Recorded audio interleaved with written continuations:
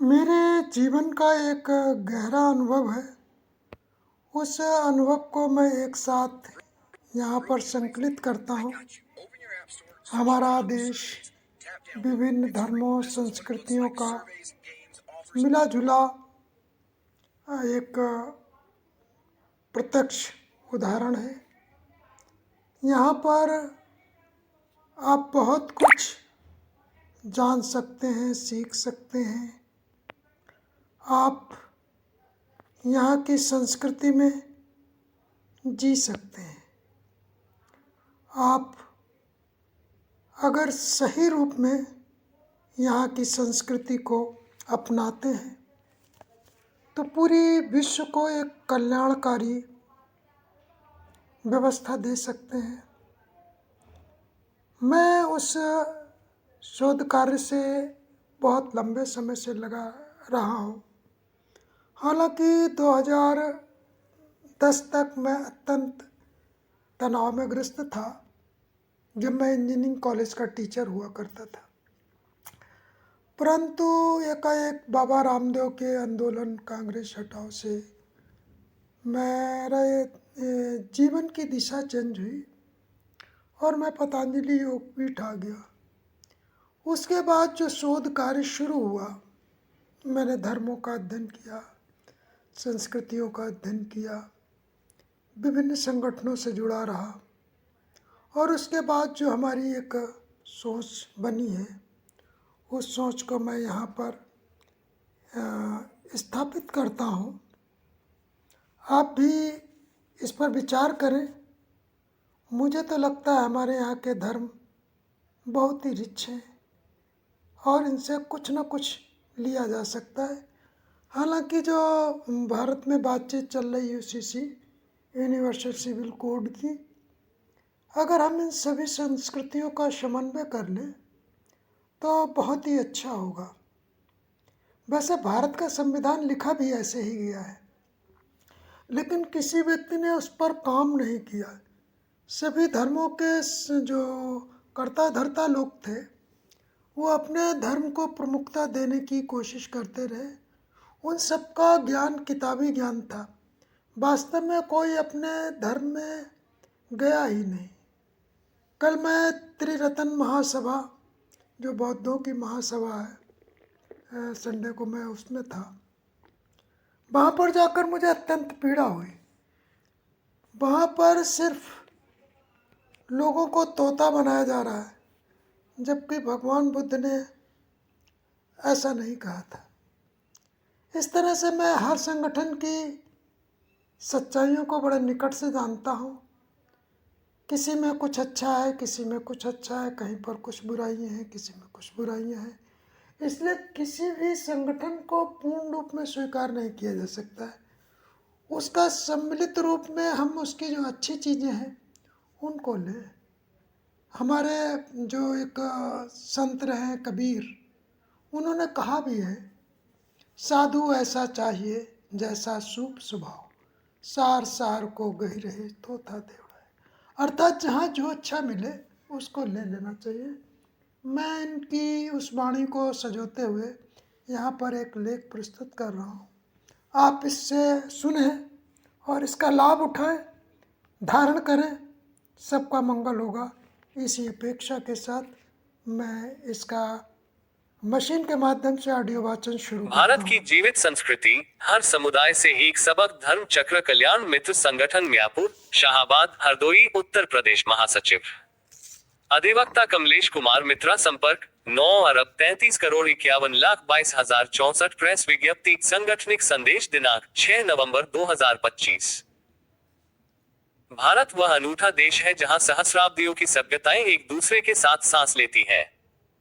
यहाँ की संस्कृति कोई संग्रहालय की वस्तु नहीं, बल्कि जीवंत सांस लेती हुई परंपरा है जो रोजमर्रा के जीवन में बहती है।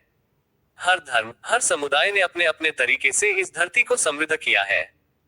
कोई सेवा सिखाता है, कोई परिवार की मजबूती, कोई व्यापार का संतुलन, तो कोई पर्यावरण का सम्मान।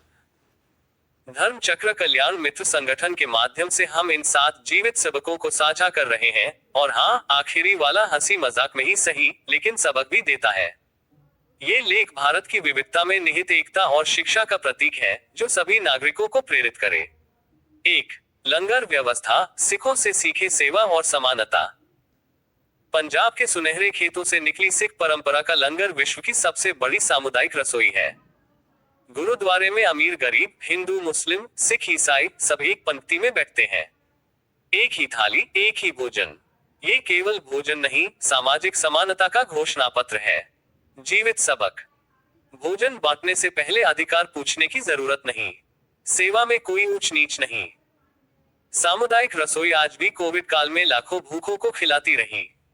नानक नाम चढ़दी कला, तेरे भाने सरबत दा भला, यही लंगर का मंत्र है। 2. परिवार व्यवस्था, मुसलमानों से सीखे एकजुटता और सम्मान। भारतीय मुस्लिम परिवारों में 3-4 पीढ़ियां एक छत के नीचे रहती हैं। बुजुर्गों का सम्मान, बच्चों की परवरिश, रिश्तों की गर्माहट, ये सब आज के न्यूक्लियर दौर में दुर्लभ है। ईद की सेवई से लेकर रोजे की सहरी तक हर अवसर परिवार को जोड़ता है। जीवित सबक। बुजुर्गों की सलाह आज भी परिवार का कंपास है। त्योहार परिवार को एकजुट करने का बहाना नहीं, जरूरत है। खाना साथ खाओ, दिल साथ रखो, यही मुस्लिम घरों का अघोषित नियम है। 3. व्यापार व्यवस्था, हिंदुओं से सीखे त्योहारों का संतुलन। हिंदू त्योहार कोई धार्मिक आयोजन मात्र नहीं, अर्थव्यवस्था का इंजन है। दिवाली पटाखे, मिठाई, बर्तन, कपड़े, होली रंग, पिचकारी, गुजिया, रक्षाबंधन, राखी, मिठाई, उपहार। हर त्योहार छोटे व्यापारियों, कारीगरों, किसानों को साल भर का ऑक्सीजन देता है। ये परंपरा जोड़ अर्थशास्त्र का जीवंत मॉडल है। जीवित सबक। त्योहार अर्थव्यवस्था को सीजनल शॉक एब्जॉर्बर बनाते हैं। लोकल क्राफ्ट और एसएमई को ऑक्सीजन। त्योहार मनाओ, अर्थव्यवस्था चलाओ, हिंदू व्यापार का गुप्त मंत्र। 4. आध्यात्मिक दर्शन, विपश्यना से सीखे मौन और आत्मनिरीक्षण। गौतम बुद्ध की विपश्यना आज गोयनका जी के संस्थानों में जीवित है। 10 दिन का मौन, श्वास पर ध्यान, मन की अशांति का निरीक्षण, यह कोई धार्मिक क्रिया नहीं, वैज्ञानिक ध्यान है। जीवित सबक। क्रोध, तनाव, चिंता का इलाज बाहर नहीं, भीतर है। 10 दिन में 100 घंटे ध्यान इक्वल्स जीवन भर की शांति। आज कॉर्पोरेट्स, जेलें, स्कूल सब विपश्यना अपना रहे हैं। अपने मन को देखो, वही तुम्हारा सबसे बड़ा दुश्मन और सबसे बड़ा गुरु है। 5. योग, प्राणायाम, आयुर्वेद, पतंजलि योग पीठ से सीखे स्वस्थ जीवन। बाबा रामदेव का पतंजलि कोई ब्रांड नहीं, प्राचीन विज्ञान का पुनर्जन्म है। योग शरीर की मशीनरी को ट्यून करता है, प्राणायाम ऑक्सीजन का इंजेक्शन, आयुर्वेद रोग का इलाज नहीं, रोकथाम। जीवित सबक। सुबह 5 बजे उठना कोई सजा नहीं, निवेश है। आंवला, तुलसी, गिलोय आज सुपरफूड कहलाते हैं।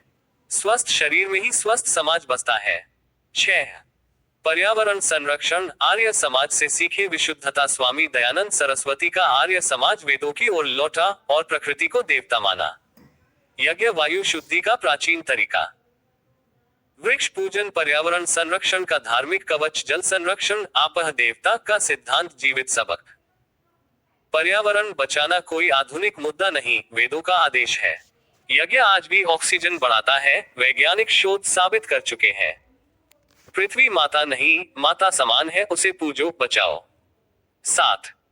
औद्योगिकरण, ईसाई समुदाय से सीखे अनुशासन और संस्थागत मजबूती। केरल, गोवा, नॉर्थ ईस्ट के ईसाई समुदाय ने स्कूल, अस्पताल, इंडस्ट्री खड़ी की।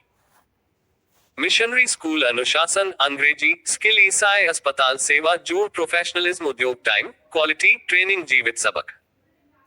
शिक्षा और स्वास्थ्य में निवेश इक्वल्स राष्ट्र का भविष्य। पढ़ाई लिखाई में कोई धर्म नहीं, ये ईसाई संस्थानों का मंत्र है। अनुशासन ही औद्योगिक क्रांति की नींव है। 8. भ्रष्टाचार, जैन समुदाय से सीखने योग्य नहीं। Tears of Joy. जैन धर्म अहिंसा, सत्य, अपरिग्रह का प्रतीक है। लेकिन आज कुछ जैन व्यापारियों के नाम घोटालों में आते हैं। यह विडंबना है, जिस धर्म ने परिग्रह त्याग सिखाया, उसी के नाम पर परिग्रह बढ़ा। हंसी मजाक में सबक। अच्छी परंपरा का दुरुपयोग सबसे बड़ा पाप है। जैन नहीं, जय हिंद, नैतिकता सबकी साझा है। भ्रष्टाचार से बचना ही सबसे बड़ा धर्म है। Folded hands. निष्कर्ष, भारत एक जीवित विश्वविद्यालय है। यहाँ कोई कोर्स पूरा नहीं होता, हर गली, हर मंदिर, मस्जिद, गुरुद्वारा, चर्च एक क्लासरूम है। सिख सिखाते हैं, बांटो। मुस्लिम सिखाते हैं, जुड़ो। हिंदू सिखाते हैं, चलाओ। बौद्ध सिखाते हैं, देखो पतंजलि सिखाते हैं, जियो आर्य समाज सिखाते हैं, बचाओ ईसाई सिखाते हैं, बनाओ और जैन चेताते हैं, लालच मत करो टीयर्स ऑफ जॉय। भारत की असली ताकत उसकी विविधता में एकता नहीं, विविधता में शिक्षा है। ये देश कोई म्यूजियम नहीं, जीवित संस्कृति का चलता फिरता विश्वविद्यालय है। धर्म चक्र कल्याण मित्र संगठन भारत की इस अमूल्य धरोहर को संरक्षित करने और प्रचारित करने के लिए सदैव प्रतिबद्ध रहेगा। सभी समुदायों से एकजुट होकर राष्ट्र निर्माण में योगदान दें। आप कौन सा सबक आज अपनाना चाहेंगे? Folded hands. जय हिंद, जय भारत। मैंने विभिन्न धर्मों संस्कृतियों का बहुत निकट से अध्ययन किया है, उससे जुड़े हुए लोग हमारे संपर्क में रहे हैं, इसलिए हमारा कोई भी ऑडियो वाचन थ्योरी, उपन्यास या पुस्तकों पर आधारित नहीं होता है, जीवंत होता है। लोगों से मिलता हूँ, उनके विचार लेता हूँ, उनके अनुभव लेता हूँ, उनसे चोट खाता हूँ, इस तरह से कई बार सम्मान पाता हूँ आदि सब मिक्सचर है। तो जैसा मैंने देखा मैंने उसकी प्रस्तुति की है। आपका अनुभव अलग हो सकता है क्योंकि थोड़ा बहुत 19-20 का अंतर रहना स्वाभाविक है, लेकिन आप शायद हो सकता है किसी विशेष चश्मे से उसको देखें। मैंने विपश्यना साधना के बाद सारे चश्मे उतार दिए हैं। मैं किसी के साथ भी बैठ जाता हूँ, मेरा कोई संगठन नहीं, मेरा कोई धर्म नहीं, मैं हर जगह हर संप्रदाय में बड़ा प्रेम से बैठता हूँ और मुझे सम्मान भी मिलता है। एक तो ऐसे संगठन हुए जहाँ पर मुझे पीड़ा हुई, जिसमें से एक संगठन है जैन धर्म। जैन धर्म में मैं गया, उनके मंदिरों में गया, मंदिरों की भव्यता देखते बनती है, परंतु वहाँ व्यक्ति ही नहीं है। जितनी भव्यता से मंदिर बनाए गए तो कहीं ना कहीं लगता है कि सब कुछ जो है आपने मंदिर बनाए किसके लिए, जब वहाँ कोई आ ही नहीं रहा, आप कोई लंगर चला ही नहीं रहे, कोई आप व्यापार व्यवस्था दे ही नहीं रहे, आप सिर्फ अपना अपना पेट भरते जा रहे हैं। इस तरह से मैंने जो जैनियों को देखा है मुझे बड़े दुख हुआ उनके मंदिरों को देखकर और उनके आचरण को देखकर। दोनों में ज़मीन आसमान का अंतर है, इसलिए मुझे आज इस लेख में कहना पड़ा। कुछ और धर्म हो सकते हैं जहाँ तक अभी मेरी पहुँच हुई नहीं है, या हुई है तो मैं उनको रडार पर लेना नहीं चाहता, क्योंकि किसी एक व्यक्ति के दोषपूर्ण होने से पूरा संगठन पर दोष लगाने से पहले सही से उसकी मूल्यांकन कर लिया जाए। बहुत से संगठनों में नाम भी लेना यहाँ पर नहीं चाहता, नहीं तो वो रडार पर तो आ ही जाएंगे अगर मेरी जुबान से निकल गया, लेकिन उन लोगों से मैं दुखी हुआ हूँ, इसलिए मैं नहीं चाहता अभी मैं उसका नाम लूँ। लेकिन जल्दी ही मैं अन्य संगठनों के बारे में भी विस्तृत लेख प्रस्तुत करूँगा, कहाँ से क्या लिए जाने योग्य है और किसको ना लिया जाए तो अच्छा है। सबका मंगल हो, कल्याण हो।